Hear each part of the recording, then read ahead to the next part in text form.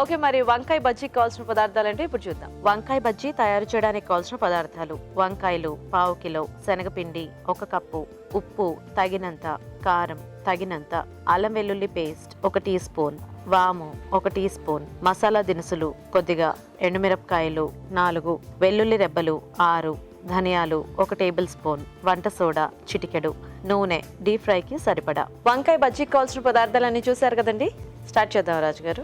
ఓకేనండి. సో ఇక్కడ ముందుగా ఏంటంటే మనం బజ్జీలు చేసుకుంటున్నాం కదా, సో ఆయిల్ వేడి పెట్టుకుందాం. ఆయిల్ ఇస్తారా? వంకాయల్ని ఇలా గుత్తులుగా కట్ చేసేసి ఉడికించి పెట్టేసాను నేను. ఎందుకంటే మనకు నూనెలో ఎక్కువగా వేగదు కాబట్టి, మనకంటే పైన పూత మనకు వేగిపోతే సరిపోతుంది. కాబట్టి ఇది కొంచెం పచ్చిగా ఉంటుంది. కాబట్టి ఎప్పుడైనా మనం వంకాయ బజ్జీలు చేసుకున్నప్పుడు ఉడికించి పెట్టేసుకోవాలి. ఓకే, సో ఇలా నేను చేసేస్తున్నాం. అవునండి. సో దీంట్లో కొంచెం మసాలా కూడా వేస్తున్నాను వంకాయ లోపల మనం కూరుకోవడానికి. సో ఓపిక ఉంటే చేసుకోవచ్చు, బాగుంటుంది. కొంచెం లోపల వంకాయ కూడా టేస్టీగా ఉంటుంది. ఎస్. సో దీంట్లో ఎండుమిరపకాయలు, ధనియాలు, సో కొద్దిగా మసాలా దినుసులండి,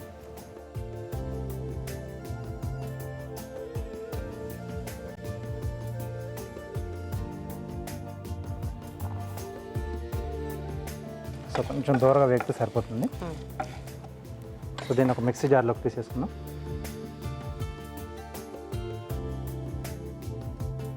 సో దీంట్లోనే కొన్ని వెల్లుల్లి రెబ్బలు అండి.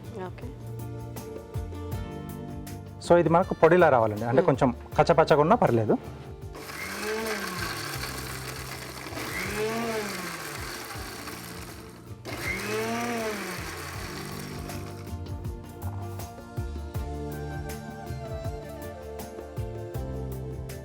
ఓకే, సో ఇలా రెడీ చేసుకోవాలండి. సో దీన్ని ఒక బౌల్లోకి తీసేసుకున్నాం.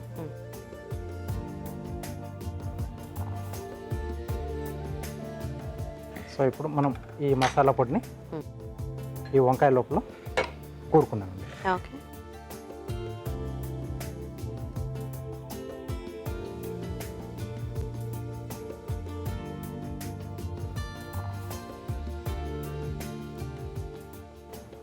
సో వీటిని మనం ఈ బజ్జీలు పొడి వంకాయలతో కూడా చేసుకోవచ్చు.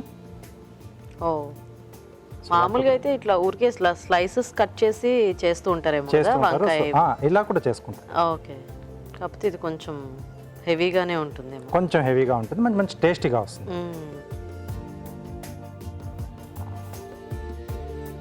ఓకే ఓకే, సో ఇవన్నీ కూడా పక్కన పెట్టేసుకొని పూతపిండి కలిపేసుకున్నాము. సో ఒక బౌల్లో మనం పూతపిండి కలిపేసేద్దాం. శనగపిండి, సో దీంట్లో సరిపడా ఉప్పు, కొద్దిగా కారం, అల్లం వెల్లుల్లి పేస్ట్, కొద్దిగా వంట సోడా, అలాగే వాము.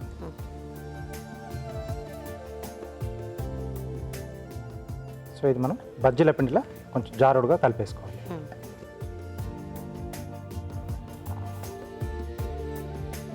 సో ఉండలు లేకుండా కలిపేసుకోవాలి. సో పిండి రెడీ అయిపోయింది. సో అది ఇటువైపు మార్చేసుకుందామండి.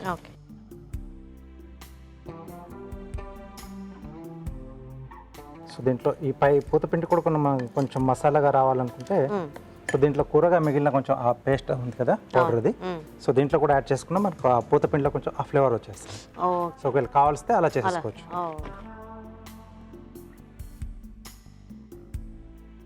ఓకే, సో ఇప్పుడు ఒక్కొక్కటి దీంట్లో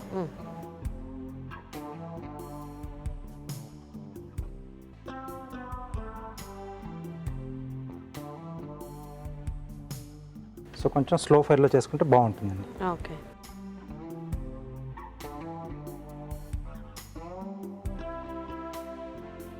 కొంచెం స్పైసీగానే ఉంటాయేమో కదా రాజు గారు? కొంచెం స్పైసీగా అండి. సో కావాలంటే మనం కాస్త ఎండుమిర్చి అది కారం తినలేని వాళ్ళు తగ్గించేసుకొని చేసుకోవచ్చండి. సో ఇలా మనం డిఫరెంట్ ఫ్లేవర్స్లో కూడా మనం తయారు చేసుకోవచ్చండి. సో నువ్వులు కానీ లేకపోతే వేరుశనగ పలుకులు కానీ, సో ఇలాంటివి కూడా మనం యాడ్ చేసుకుంటే ఆ లోపల మసాలా అనేది కొంచెం మనకు డిఫరెంట్గా వస్తుంది. ఓకే ఓకే, సో ఇది కొంచెం లైట్గా వేగిన తర్వాత అప్పుడు మనం టర్న్ చేసుకుందాం. తిప్పుదామా రాజు గారు? ఒకసారి టర్న్ చేసుకుందాం. ఓకే, సో ఇటు కూడా కాలితే కొంచెం మనకి ఇంకా రెడీ కదా? రెడీ అండి. సో ఇలాగ మనం కార్వింగ్ చేసేసుకున్నాం. సో సో ప్లేట్ గార్నిష్ చేస్తున్నాండి. ఓకే.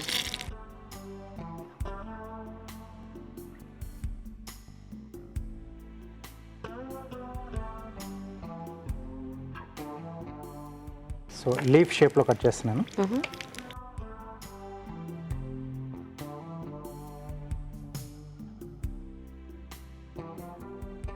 సో ఇది చైనీస్ లీఫ్ అంటారు. స్లాంట్ స్ట్రైట్ అండి. సో ఇలా గట్లుగా మనం పై వరకు చేసుకోవాలి రెండు వైపులా.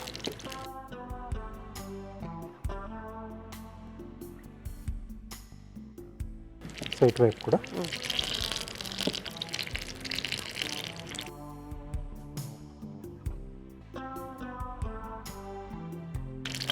ఓకే.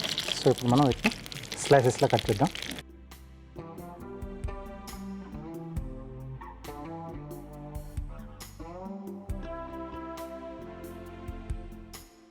సో ఇవి కూడా మన కలర్ వచ్చేసి.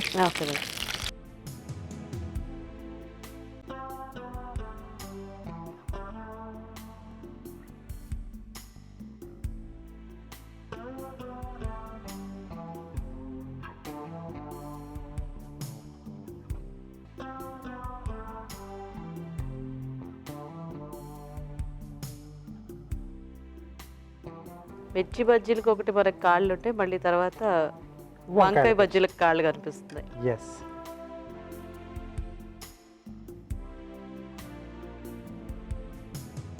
ఓకే. సో బజ్జీలు కూడా చూసారా, సో ఫ్రీడమ్ ఆయిల్ వాడాం కాబట్టి సో చాలా తక్కువగా ఆయిల్ పీల్చుకుంది. సో ఎక్కడ కూడా అసలు కనపడట్లేదు. అవును, బాగున్నాయి రాజు గారు వంకాయ బజ్జీలు చూడడానికి. Thank you.